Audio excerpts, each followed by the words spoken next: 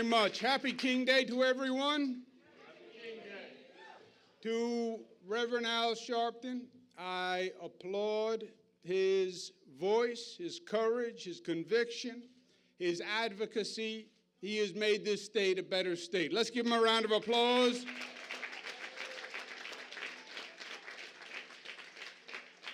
We have Michael Hardy, who you've heard from, who's a great counsel, who works with my counsel. I want to thank Michael Hardy. Let's give him a round of applause. I have with me my counsel, who works a lot with Michael. They've done some great legislating together. I want to introduce Alfonso David. Can you stand up, please, Alfonso David? Alfonso comes up with all the great ideas in my office. My grandmother said once, if you think too much, your hair will fall out. So I don't think too much, but Alfonso, when he started with me, had a full head of hair. I want you to know that. So we are doing our part. We have Paul Persard, who the Reverend was good enough to recommend to me, who's been a great asset to the state of New York. Let's give him a round of applause. And we have my colleague, Speaker Carl Heastie, who's doing a great job in Albany. Let's give him a round of applause. The Reverend said it. The Reverend's been saying it. These are difficult times that this country is going through. And if we're not careful, these are transformative times. Normally, when you say transformative, you mean for the better. I mean for the worse in this case. When I was HUD Secretary, we did a lawsuit during the Clinton administration where we sued the KKK. And they were doing a TV show down south that would run every week. And on the TV show, there was a panel, and there'd be 6 people behind the panel with the Confederate flag, and they were there with their hoods and everything, and the person right in the middle called himself the Grand Dragon or the Old Dinosaur or something like that, but he would be right in the middle, and they would just spew hate on this show. And the man in the middle had no hood, his name on the screen, just bold, open, brazen. And what they would say was horrendous. They were breaking the law, the fair housing law, and that was the action of the case. But I said, how long has this show been on? They said, the show's been on for years. I said, well, why hasn't anyone said anything for years? How could this go on for years? There was a boldness and a silence at the same time. You look at what's going on in Washington now. It is the same pattern of division and discrimination, situation after situation. Started with the wall, right up front in the campaign. I want a wall. I want those people out. I want these people in. It's DACA now. We want young immigrants, they have to go. We don't want them in our country. Charlottesville, you want to talk about boldness.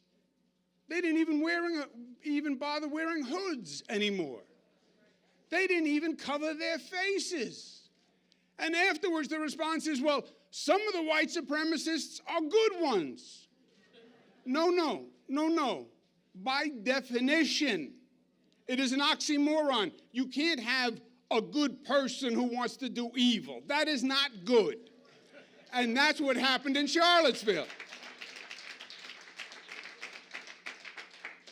It is the conversation in the White House last week, where the President of the United States condemns nations, countries, millions of people, Haitians, Salvadorans, Africans, at a White House meeting.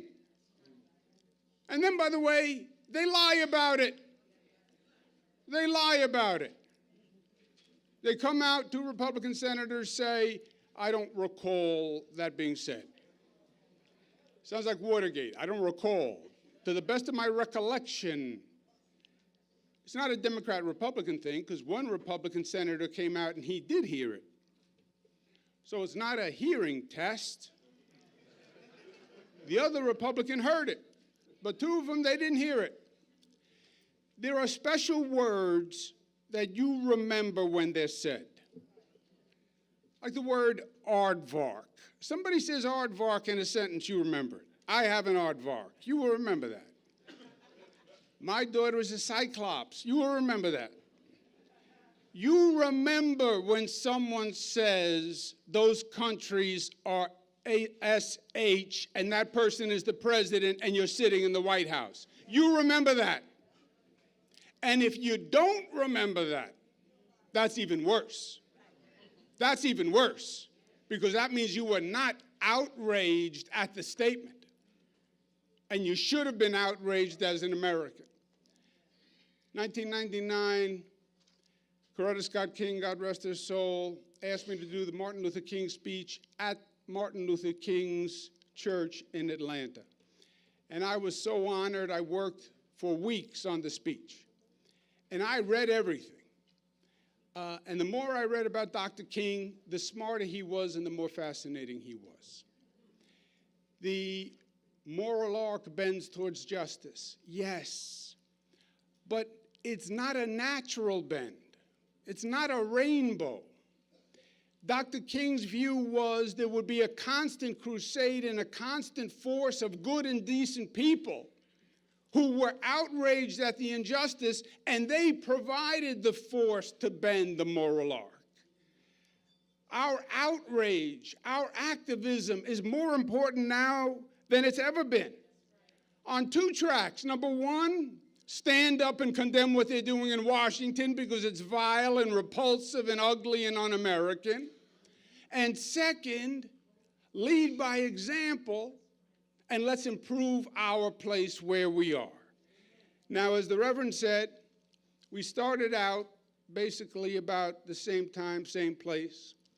Somehow over the years, he's gotten younger and better looking. I don't know how he worked that out, but I'm sure it's connection with the Lord, because other connections I have. But we have done a lot of good work together. And this state is the most progressive state in the nation because of what we've done together. And I am proud that I'm going to go down in the history books for closing more prisons than any governor in the history of the state of New York. I'm proud that we're the first that offer college courses in prisons. We raised the age from 16 to 18. We passed Excelsior scholarships, which says every child, if you can get into college, you're going to go to college, whether or not you can pay. Rich or poor, you get in, you're going to go, only in the state of New York. Highest minority women business enterprise goals in the nation, more funding for affordable housing, more funding for education, first state to pass the $15 minimum wage, first state to pass paid family leave, toughest gun control law in the nation, and the first and only special prosecutor in the nation for police misconduct in a situation that requires investigation. But to be honest, discrimination still exists. We know that. It's institutionalized. It's all through society. There's wage discrimination. There's age discrimination. It's employment discrimination. We have people in substandard housing today, and it's not a coincidence that they happen to be poor and minority. We have failing public schools today in the same neighborhoods that have been failing for decades. And it's not a coincidence that they are poor and minority communities. We want to be focusing this year on criminal justice and changing the perspective. It's not about being tough on crime, it's about being smart on crime and bringing justice to the justice system. We have with us today Akeem Browder, brother of Khalif Browder. You want to talk about a situation that is repugnant to everything we believe in. 16-year-old Khalif Browder goes to Rikers Island on the accusation of stealing a backpack, sits in Rikers Island for 3 years, abused, solitary confinement, the pain caused during his incarceration caused him to take his life afterwards because he had to stop the pain. 16 years old. How do you justify that? How do you justify that? Well, maybe that's the only case. No. That is the rule, not the exception. Over 75% of the people in Rikers have been convicted of nothing. Nothing. 75%. Upstate jails, 60%. Convicted of nothing. The Constitution guarantees a speedy trial. Khalif sat there for 3 years. The Constitution promises no cruel or inhumane treatment. Solitary confinement for a 16-year-old for an extended period of time is cruel and inhumane. That's what has to be stopped. We had the federal government come in here to tell us that Rikers was a federal rights violation. Yes, it violated the federal civil rights. It also violates the laws of the state of New York. Now, we have a 10-year plan to close Rikers Island.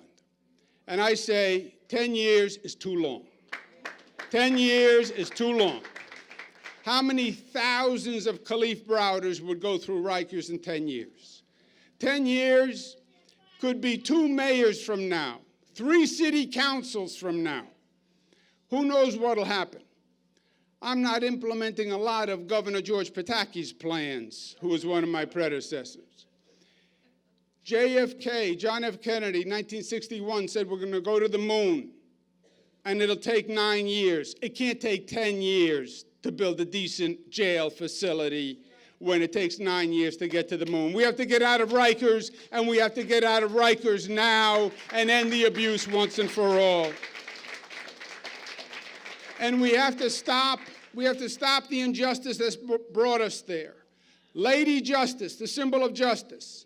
She wears blindfolds, holds scales of justice. The point is, your color doesn't matter, your place of origin doesn't matter. She's blindfolded, only the merits matter on the scales. Really? Then why do we have a bail system that says it's how much money you have that determines whether or not you can get out? And what's happening now is if you can't pay the bail, you sit in jail. If you can make the bail, you get out. That's not justice. That's 2 forms of justice, one for the rich and one for the poor. Most of the crimes are misdemeanors and nonviolent felonies. We want to change the law this year, get rid of the money, and the judge decides either you're a significant risk to public safety, in which case you stay in, or you're released on your own recognizance. Whether you're rich or poor, you're black or white, same standard. We have people sitting in jails for years. Meanwhile, our court system operates half a day. 9 to 12, 9 to 1 if you're lucky. How do you leave people sitting in jails and not even have your courtrooms operating? They get paid a full salary for a full day's work. We want those courts operating full day, 9 to 5, period. New York is one of only 10 states where the defendant doesn't have to be presented any evidence until the day of trial. So you can be sitting there for years. You don't know who's charging you with what evidence you have. On the day of trial, they hand you a big box of paper. You don't even have a chance to prepare. We want to change the law. 15 days after arraignment, that prosecutor has to tell that person what they have and why they have it.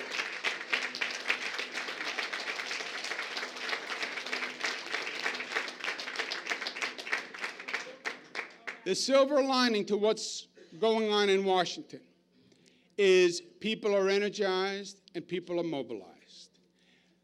Dr. King's formula was good and decent people will activate themselves and will do justice.